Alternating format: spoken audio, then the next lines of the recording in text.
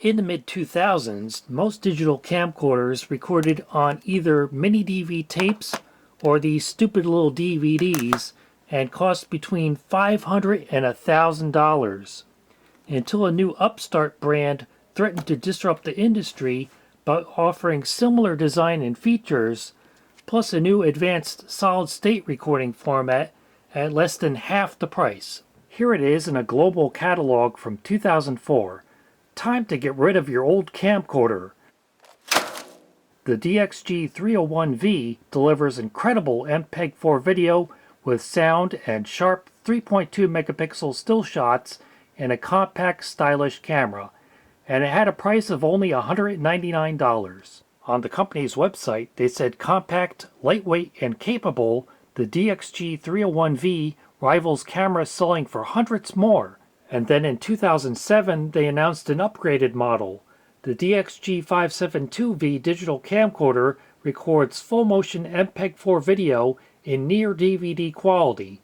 The camcorder features a portable design, a 5-megapixel CMOS sensor, 4x digital zoom, a 2-inch flip-out LCD screen, and a built-in digital voice recorder. It has built-in flash and self-timer, as well as white balance adjustment to control color and lighting. And it had a price of only $149. So, was the DXG a rival to the big brands like Sony and Canon at a bargain price, or was it just a cheap imitation? Let's find out. It certainly looks similar to a traditional camcorder, has the lens on the front, plus a flash for taking photos and a microphone. There's the flip-out LCD screen, which can be rotated to face the front. Some playback controls in there, plus a built-in speaker. On the back you have various other controls and inputs and outputs. On the top is the shutter button, a menu button, a button to turn on or off the flash. You get a nice big hand strap. And yes, it does record onto SD cards, which was quite a new feature at the time. On the bottom it can be mounted to a tripod, but one thing that may surprise you is that it runs on 4 AA batteries, but also in there is the SD card slot. This was before the introduction of SDHC, so it only supports regular SD cards up to 2 gigabytes.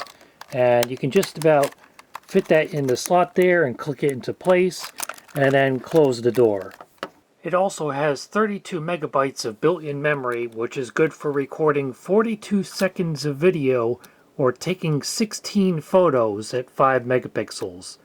Not much, but I guess that's enough to get you started.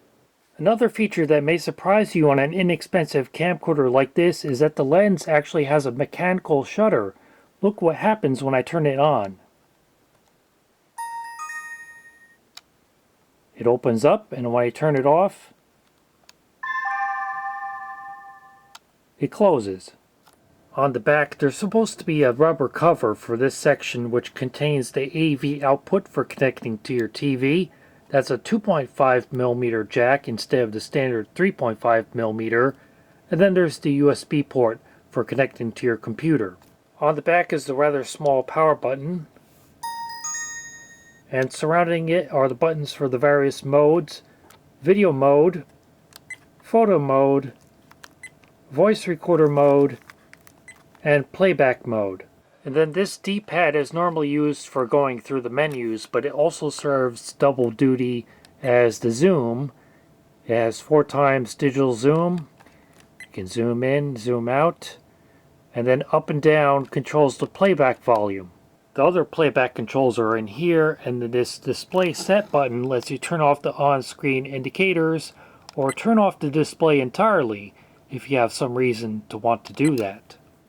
And speaking of the display, nobody ever peeled off the protective film covering, so let me do that right now. The shutter button on the top serves double duty for both taking still photos and recording video. So with that in mind, let's actually record some video and see if it really is near DVD quality as DXG claimed it would be. This is a test of the DXG572V camcorder recording in the 640 by 480 high quality video mode. There is no image stabilization, so unless you have it on a tripod, you just have to do your best to hold the camcorder steady.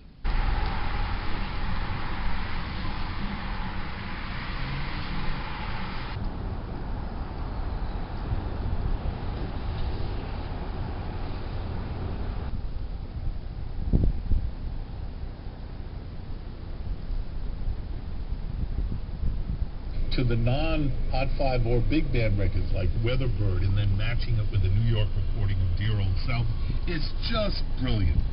Compared to other cheap video cameras of the mid-2000s, the video quality is actually not that bad in terms of resolution and frame rate, although it does have some visible rolling shutter effect on fast-moving objects, and there is a lot of rainbow fringing on areas of high detail, plus of course the digital zoom reduces the image quality the more you zoom in, and anything recorded in low light is very grainy and ghosty. And this may look like a manual focus adjustment, but it's not. It's just a decoration. Due to the fixed focus lens, anything less than about 3 to 4 feet away from the camcorder is going to be out of focus. As you can see right now, I'm about 1 foot away from the subject, and it is blurry due to the fixed focus lens. And here is an AirSats slate to check how well the audio and video are in sync. Yeah, that's pretty bad. The audio is quite far behind the video.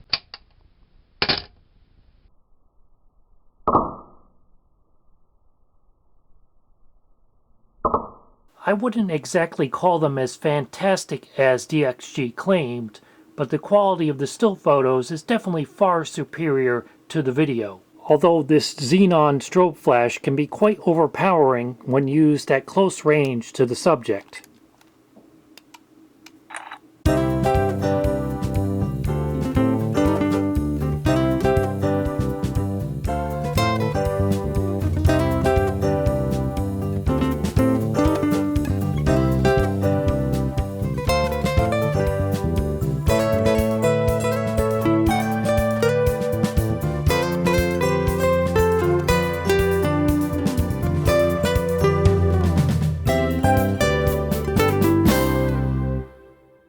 For some reason, despite the original press release announcing the introduction of this camcorder being dated August 2007, when I got this camcorder it had 2 photos and 1 short low-resolution 320 by 240 video clip stored on its internal memory dated March 2006.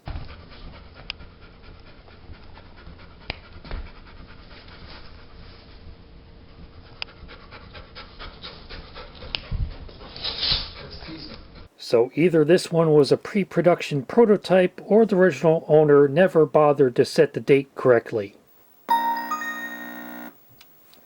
To reset my expectations, I wanted to see how the video recorded on this camcorder would look on a CRT TV, but I don't have a compatible AV cable, and trying to use a 2.5 to 3.5mm adapter does not work. But while its allegedly near DVD quality video is no match for that of an actual DVD camcorder, I think if your previous experience with a camcorder was using a VHS camcorder recording in EP mode and viewed on a CRT TV, then you would have found the quality of the DXG to be acceptable.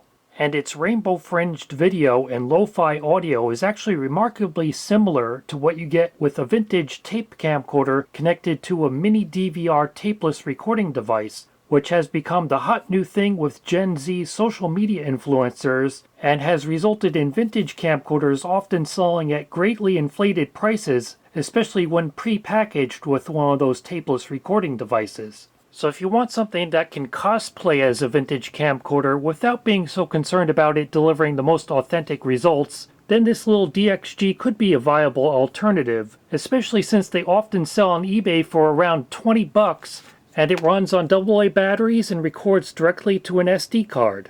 And despite Apple software often being allergic to AVI files, the ones recorded by the DXG import directly into iMovie with no conversion necessary. and they're non-interlaced progressive scan, so they have no problem with video editors that do not support interlaced video, like Microsoft's Clipchamp.